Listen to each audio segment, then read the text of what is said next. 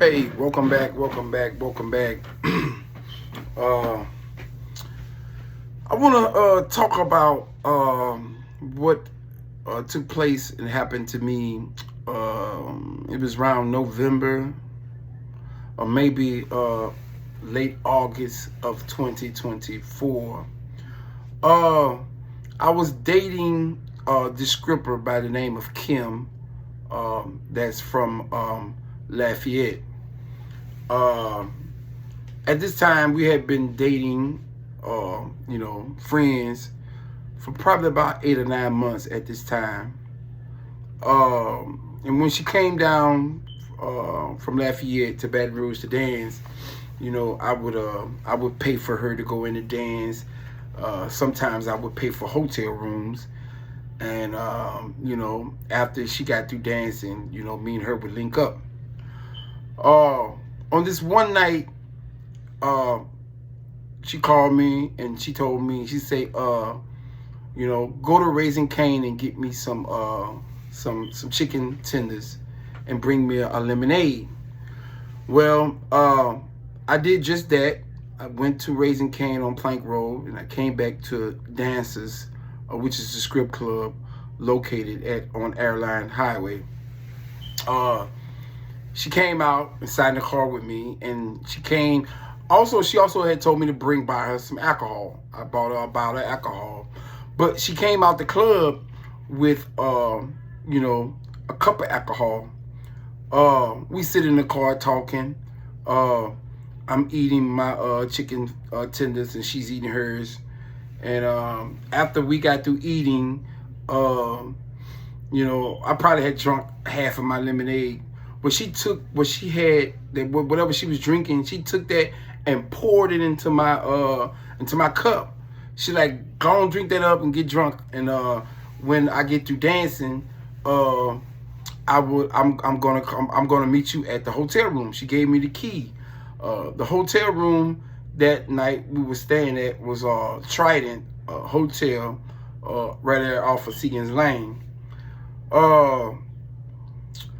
I'm drinking the lemonade, and I drunk almost all of it. But on my way to the hotel room, I started to get sleepy. I'm talking about, man, I don't know how I got into the hotel room. I'm thinking it's the alcohol or whatever. But when I get to the hotel and I get into the room, I just pass out, sleep, right? The next time I wake up, I'm on the passenger side of my car, as if, someone was about to take me off. And so when I wake up, man, I'm tired. I'm drowsy. The sun was almost about to come up. So I had to gather my thoughts and so forth. I'm like, hold on, wait a minute, I got a room here. And so I go back to the room.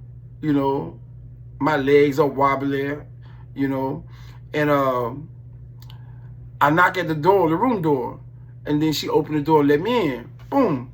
So I'm asking, like, what happened? How did I get in my passenger car? What happened? What happened between, what happened? What happened? How did I get out into the car in the parking lot? Well, she told me that I walked out on my own. She told me, she said she had a plate that came and that I had got up out of my own power and,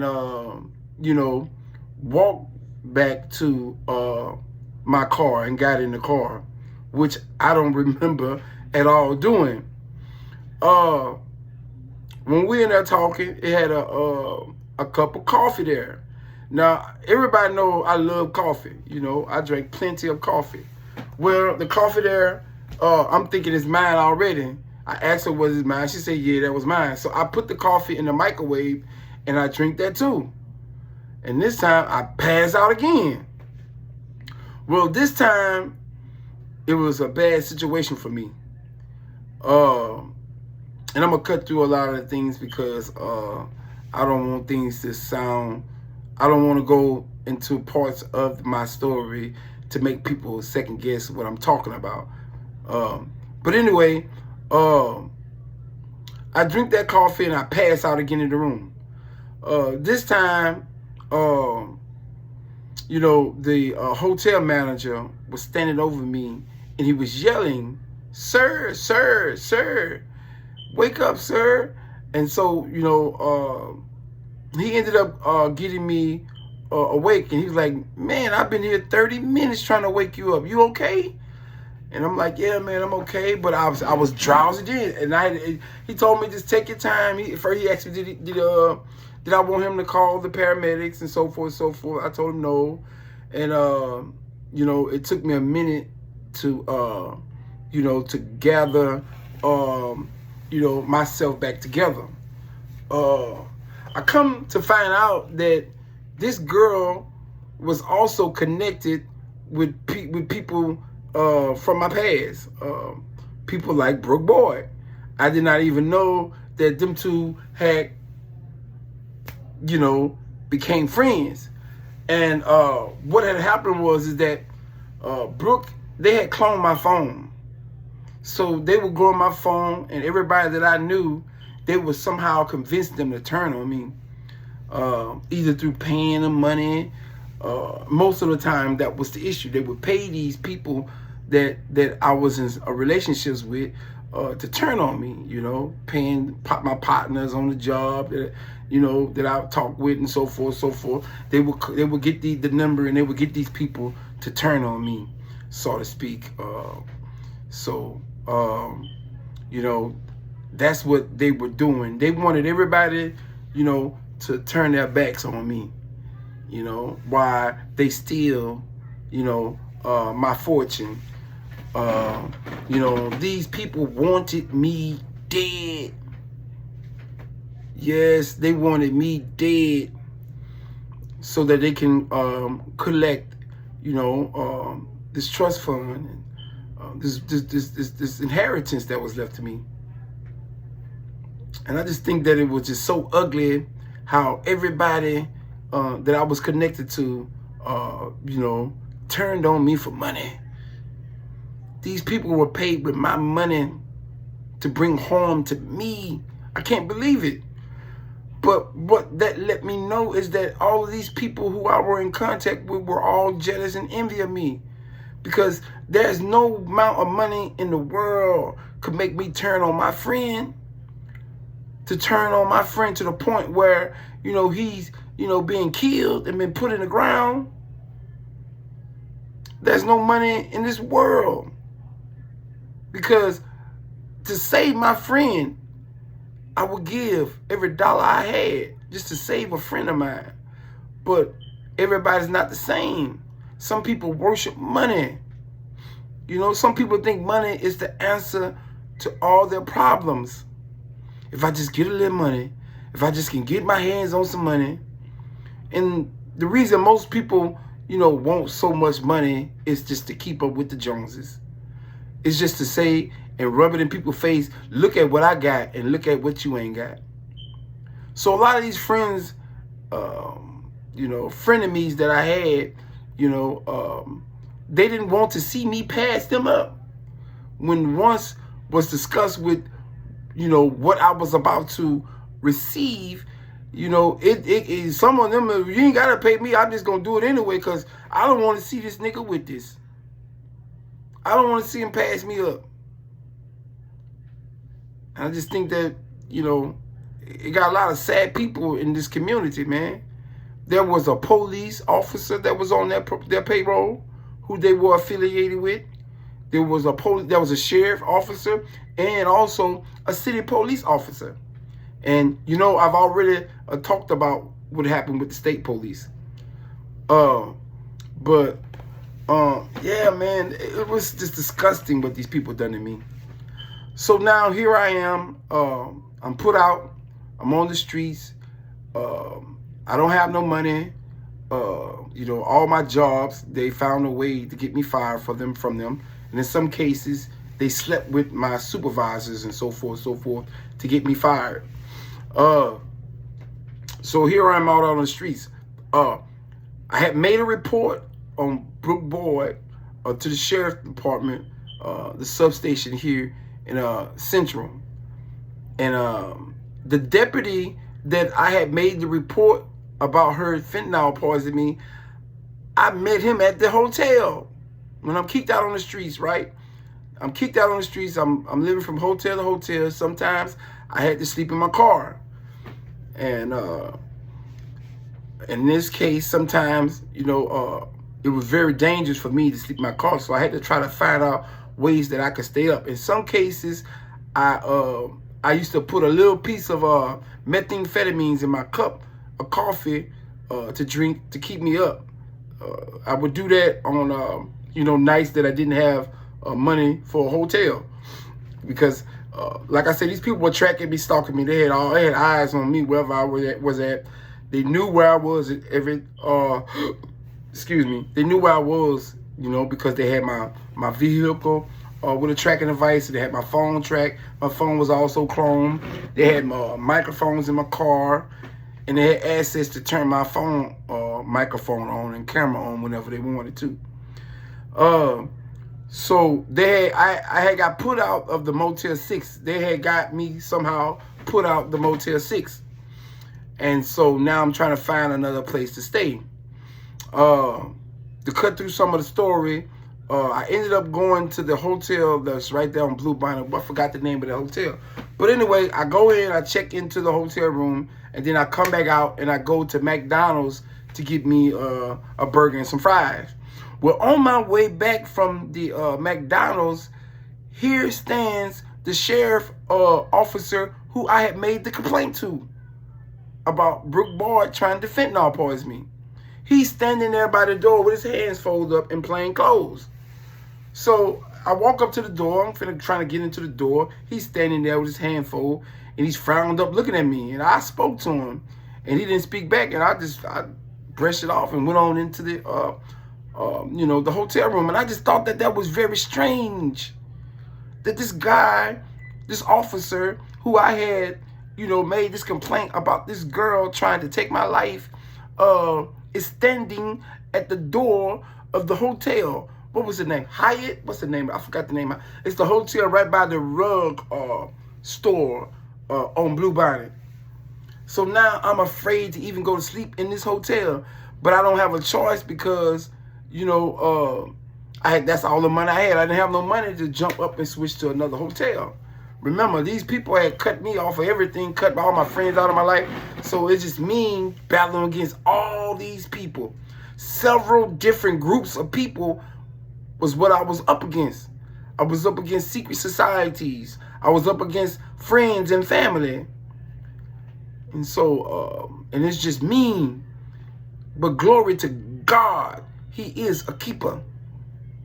And it is up to God who says who lives and who dies. You people thought for sure that you would stand over me. But the devil is a liar. The devil is a liar.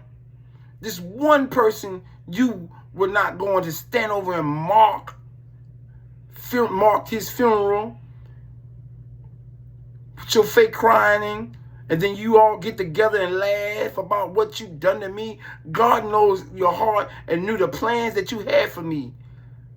But God has plans for me as well. And you run to the devil and you think that the devil is more greater than God. You people are fools. God is not a created being. Satan is a created being. God is. He is, he's am, and he is forever. He's the past, the present, and the future. He just is. That's what you people need to understand. And the Satan is a fallen angel. And guess what? He still got to obey God. God sent him to go get the same people that came after me. You watch and you see. And so here I am, you know, fighting for my life, having to deal with crooked cops and so forth, and a crooked judge and a crooked lawyer and wicked family and friends. These people would go and pay the barber to mess my hair cut up and to get this barber to give them my hair so that they can go and do spiritual work on me. You see how wicked these people were? And they boast and they bragged and they laughed about all the dirty things that they done to me. But God has not forgotten me. And he has not forgotten about what you people done to me. And so, yeah, on that day, that was September, October, maybe November, that that incident that happened with me with my stripper girlfriend Kim. And around that same time, no, I would say after that, that was around December, that the police officer that was standing, no, wait a minute, that probably was in November. The police officer that I had filed that complaint with was standing at the door of the hotel. Wow. Wow. Wow. And people might say, all this for behind you, Charlie? Yeah. Yeah. All these people were behind me because they knew my calling, and they knew the money that was tied to me, the money, the assets, and the properties that was tied to me, and they wanted to take it all from me. They wanted to take my spiritual gifts, inheritance, and they wanted to take my physical inheritance. They wanted it all. They wanted to strip me. They wanted me to have nothing. Dirty dogs. And so that happened November, December. And so on January, we going back to January the 18th. I talked about what happened to me that night on January the 18th. But I had an issue earlier that day.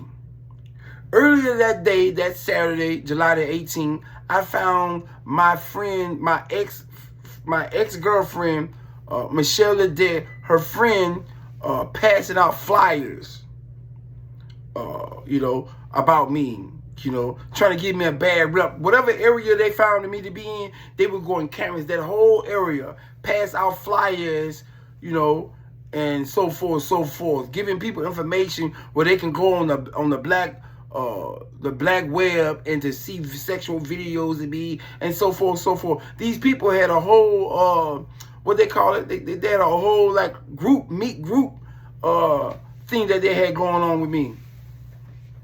Yeah, they would all meet up on social media, and people would laugh and talk about the things that they done to me and the things, they were doing the most.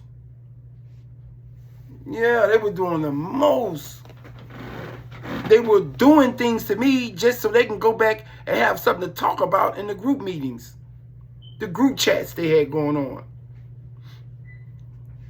And so I told her, I said, listen, I said, tell your friend, I said, man, y'all need to stop playing with me.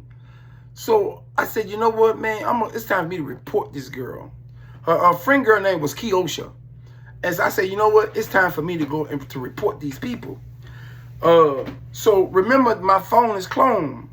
So I called 911 to make this report. I wanted to talk to a detective, to talk to somebody that I could talk to about what these people were doing, the defamation of my character, the slandering of my name, and so forth, putting me in harm's way.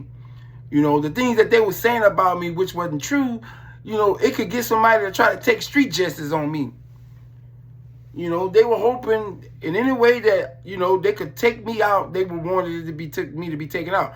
And what more, how beautiful it would have been if they would have gotten someone to take me out, what they call street justice. Just kill me off word of mouth of what people have been saying about me and making me out to be this disgusting, horrible person.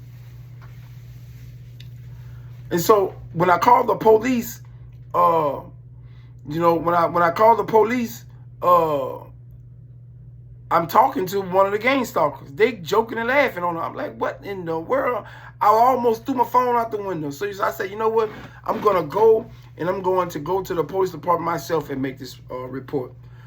And as I traveled down toward the police station on Airline, there they go, all the gang stalkers. Man, I had so many gang stalkers and so many people behind me that day. It was ridiculous.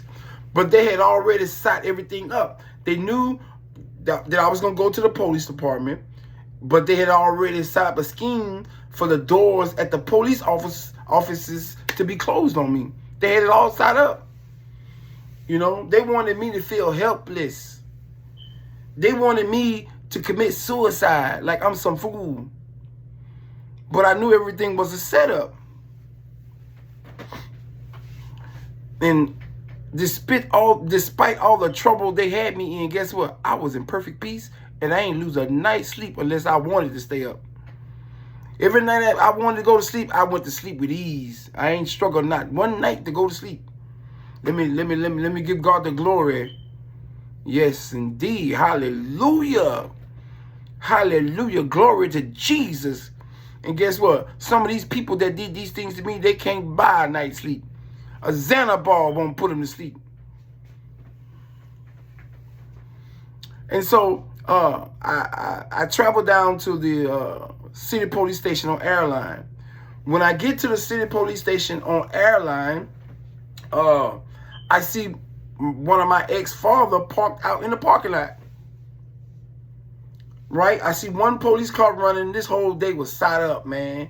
These people were pulling big strings. These were people these were some powerful organizations that was working against me. This wasn't no hood stuff right here. Yeah, these were higher up people that were trying to take me out.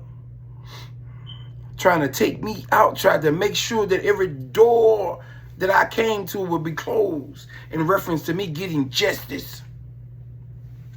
In reference to me getting police protection. And so, here I am. I'm at the city police headquarters on Airline Highway. I see one of my ex-fathers parked out in the parking lot. I see one police officer car running, right? And so, you know, as I'm going into the doors, into the, you know, the automatic doors, the spirit hit me, boom. Every hair on my body stood up, which was a signal to me that my life was in danger. That's one of the signals that the Holy Ghost give me. Whenever I'm in danger, every hair on my body will stand. I'm all up under my arm, all on my chest, every hair on my body stands up, and it's a sign to stop and turn and go the other way. So as I was finna walk through those doors, and at this time that building was under construction. So if I'd have walked up in there, it would have been easy for them to kidnap me. These people wanted to kidnap me. Oh, all that day, that Saturday, there was a potato chip truck that followed me, and there was a flatbed tow truck that followed me everywhere I went. The first time that I seen this potato chip truck and this flatbed tow truck was at the Waffle House on Segan Lane that morning. Because that's where I went and I got breakfast. I went to the Waffle House right there on Segan Lane because I was renting hotel rooms in that area. So the first time I saw it, that potato chip truck and that flatbed tow truck was at the Waffle House. It also followed me to several other gas stations, and I was casing it to see just was these two vehicles following me, and I come to learn and know, yeah, they were stalking me. I guess they were gonna kidnap me some kind of way, put me in this potato chip truck, and then tow my car off. They wanted to kidnap me. They wanted my spiritual gifts. They wanted to stop my destiny. That's what these higher secret societies wanted from me. It wasn't about the money. They got the money, but it was just the family and friends wanted the money. But these secret societies wanted to stop my destiny. They wanted to rob me of my energy, my essence, and my aura. That's what they wanted from me. And that was worth way more money than these people who were family and friends could even imagine, and even know and understand. And so I get a signal from the Holy Ghost that I'm in danger. So I stopped immediately and I go back and go straight back to my car. I get into my car and now I'm traveling toward I'm still on this city police property. I'm headed toward where you go get your liquor license from. Well, as I'm traveling there, I see another city police car parked, and it had what I thought was an officer in it. But this guy that was in there, he had a red beard, and he was wearing his hat low. And I pulled up. I'm still on the road. I rolled my window down to try to get his attention. Well, he didn't want to look at me completely with his face because he knew I was going to recognize who he was. This person who I recognized to be in that car was the same guy that I had got into it with on the job at Performance where the noose was placed at. He was the same guy that verbally assaulted me and told me what he was going to, all the harm he was going to do to me in the parking lot. This who this guy was in that city police car. So he rolled his window down a little bit, and when I seen who he was, I tried to go. He tried to bag his car out to stop me, to block me from traveling down that street to get off of that property. So I went around him, go up on that little hump, and came up to the stop sign, made a right, and then made a left, and I was back on Airline. When I got back on Airline, here come the gang stalkers. They had about 25, 30 cars on the highway that day, and they were all on me. They were all on me. They were trying to stop me. They knew where I was. They was trying to cut me off. Cars that was parked on the side of the road would swing into the traffic. They were doing all kind of things coming down Airline as I was traveling.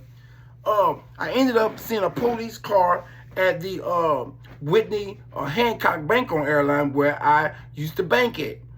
I talked about how my bank account mysteriously got closed down behind a fraudulent check that was sent to my account that I knew nothing about.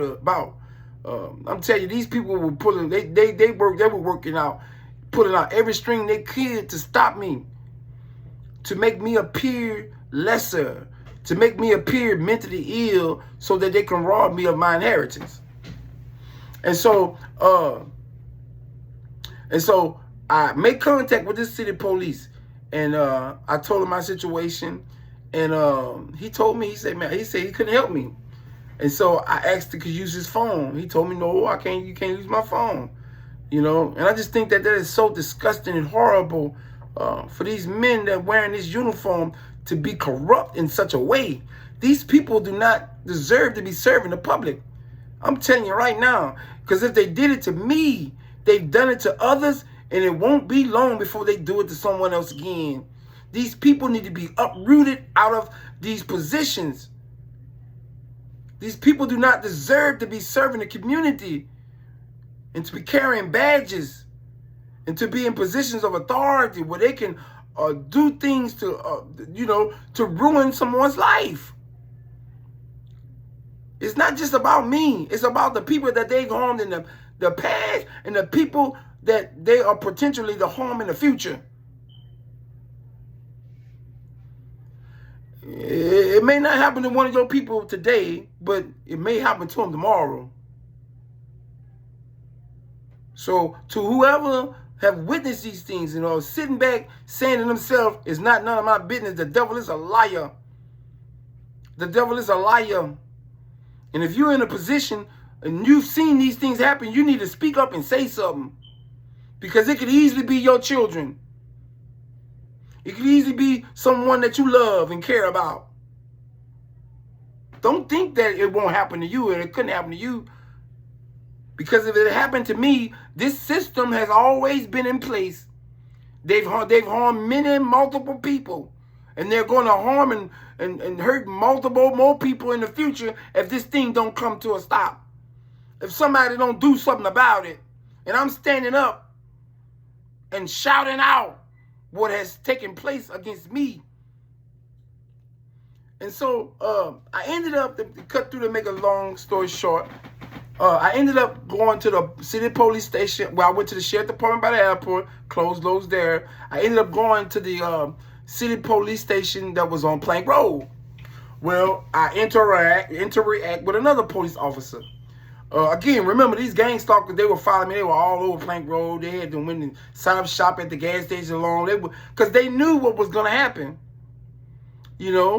So, boom, I go into the substation on Plank Road, and there's this officer. He stood about 6'1", 6'2", 6'1", 6 feet, 6'1", 6'2". I give him the height. Light-skinned brother. I said he was around the age of 30, 31, 32. I made contact with him. I'm telling him my story. At this time, he's not wearing a name tag.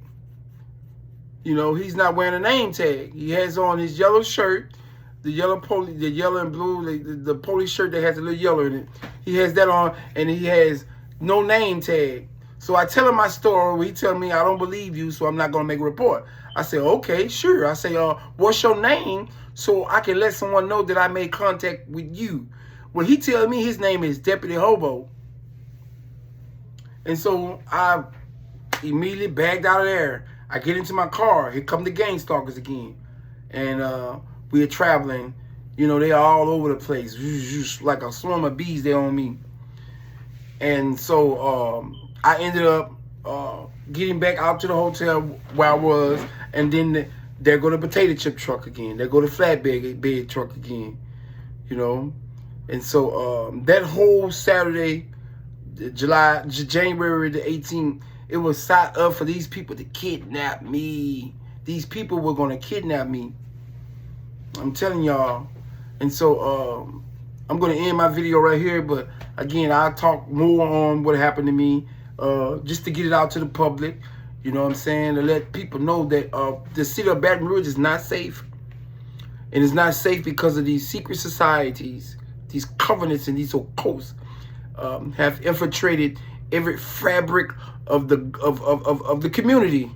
One thing about these covenant members, they want every member in their covenant who hold positions and titles in the community. You know, police officers, judges, lawyers, nurses, doctors. You know, the reason my medical records was